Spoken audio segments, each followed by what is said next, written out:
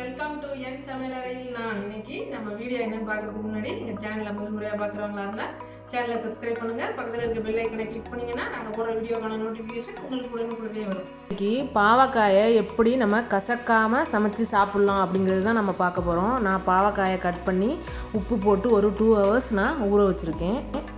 பாவக்காயை cook பண்ண ஒரு 3 வெங்காயம் 3 தக்காளியை நான் கட் பண்ணி எடுத்துக்கிறேன்.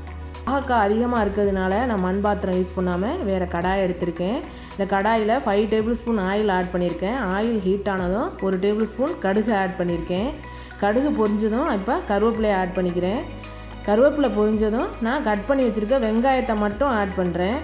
வெங்காயத்தை நல்லா வதக்கிட்டு அது கூட நம்ம கட் பண்ணி வச்சுருக்க பாவக்காயை அதில் இருக்க வாட்டரை ட்ரைன் பண்ணிவிட்டு இதில் ஆட் பண்ணிக்கலாம். நம்ம உப்போடு சேர்த்துருக்கிறதுனால அதில் உள்ள கசப்பெல்லாம் போயிடும். அதில் இருக்க தண்ணியை வடிச்சிட்டு நம்ம இதில் பாவக்காயை ஆட் பண்ணிக்கணும்.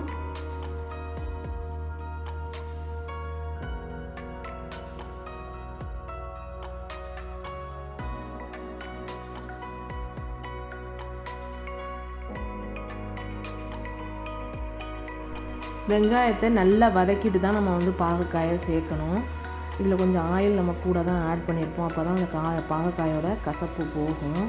நம்ம உப்பு போட்டு ஊற வச்சுருக்கிறதுனால அதுலேருந்தும் நமக்கு பாவக்காயில் உள்ள கசப்பு கொஞ்சம் போயிடும். அப்புறம் நம்ம இதில் கொஞ்சம் புளி கரைச்சி ஊற்றுவோம். அதுலேயும் நமக்கு கொஞ்சம் பாவக்காயில் உள்ள கசப்பு எடுக்க முடியும். இப்போ லாஸ்ட்டாக கொஞ்சம் ஜாக்கரி சேர்க்குறோம். அதுவும் கூட நமக்கு கொஞ்சம் கசப்பை குறைக்கும். இப்போ நம்ம இதில் 4 வகையில் நம்ம பாவக்காயோட கசப்பை குறைக்கிறதுக்கு நம்ம இதில் பொருட்களை சேர்க்குறோம். இப்போ நம்ம லாஸ்ட்டாக நம்ம சாப்பிடும்போது நமக்கு கசப்பு கம்மியாக இருக்கும்.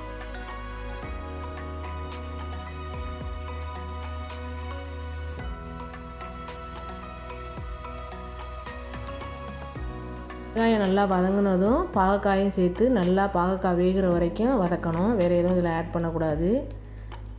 பாவக்காய் நல்லா வதங்கின பிறகு தான் நம்ம இதில் தக்காளியை சேர்க்கணும். தக்காளியை நல்லா சேர்த்து வதக்கிட்டு அதுக்கு பிறகு இதுக்கு தேவையான மசாலாவெல்லாம் ஆட் பண்ணால் போதும். இங்கே பாருங்கள், இந்த வாட்டரில் பாவக்காய் உப்பு போட்டு வச்சுருந்ததுனால அதில் உள்ள கசப்பெல்லாம் இறங்கியிருக்கு. இப்போ இதை நல்லா வதக்கிடலாம். வதங்கின பிறகு தக்காளியை சேர்த்துக்கணும். இப்போ இதை மூடி போட்டு வேக வச்சிடலாம்.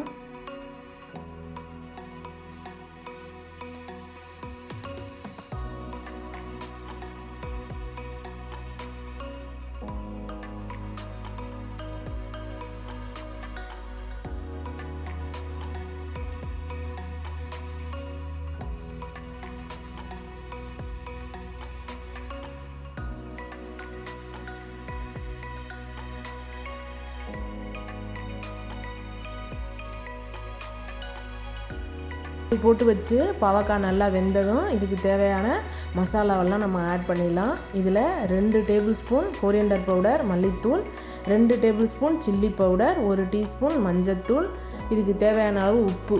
நம்ம இதில் முன்னாடியே உப்பு போட்டு நம்ம ஊற வச்சதுனால கொஞ்சம் உப்பு கம்மியாகவே போட்டால் போதும். நம்ம டேஸ்ட் பார்த்துக்கிட்டு அப்புறம் ஆட் பண்ணிக்கலாம். 1 tablespoon உப்பு மட்டும் ஃபஸ்ட்டு ஆட் பண்ணிக்கலாம். டேஸ்ட்டு பார்த்துட்டு அப்புறம் நம்ம உப்பை சேர்த்துக்கலாம். இப்போ எல்லாத்தையும் மிக்ஸ் பண்ணிவிட்டு இதில் ஒரு லெமன் சைஸ் புளியை கரைச்சி இதில் ஆட் பண்ணிக்கலாம். நம்ம இதை குழம்பு மாதிரி வைக்கிறதுனா தண்ணியாக கரைச்சிக்கலாம். இல்லை கிரேவி தொக்கு மாதிரி செய்கிறதுனா நம்ம திக்காக கரைச்சி ஆட் பண்ணிக்கலாம். ஆட் பண்ணிவிட்டு இதை மூடி போட்டு நல்லா வேக வச்சிடலாம்.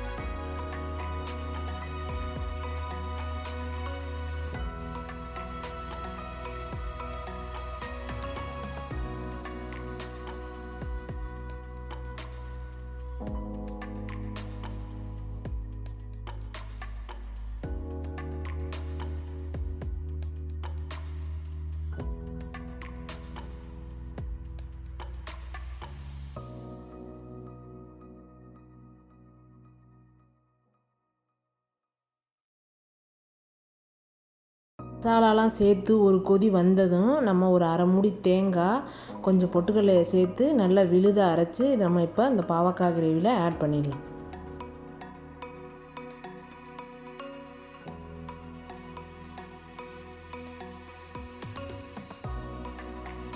பாவக்காய் கிரேவியில் இப்போ நம்ம தேங்காய் ஆட் பண்ணி லைட்டாக ஒரு கொதி வர வரையும் வேக வைக்கலாம்.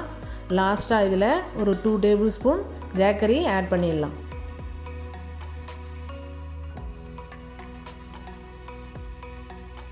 நம்ம ஜாக்கரியை ஆட் பண்ணிடலாம்.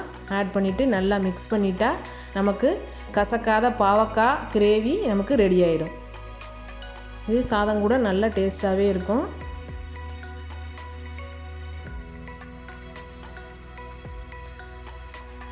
இந்த வீடியோ உங்களுக்கு பிடிச்சிருந்ததுன்னா லைக் பண்ணுங்கள், ஷேர் பண்ணுங்கள். இந்த வீடியோ பற்றின கருத்துக்களை கமெண்ட்டில் சொல்லுங்கள். பழமை மறவாத புதுமையுடன் அனுபவ பகிர்வு.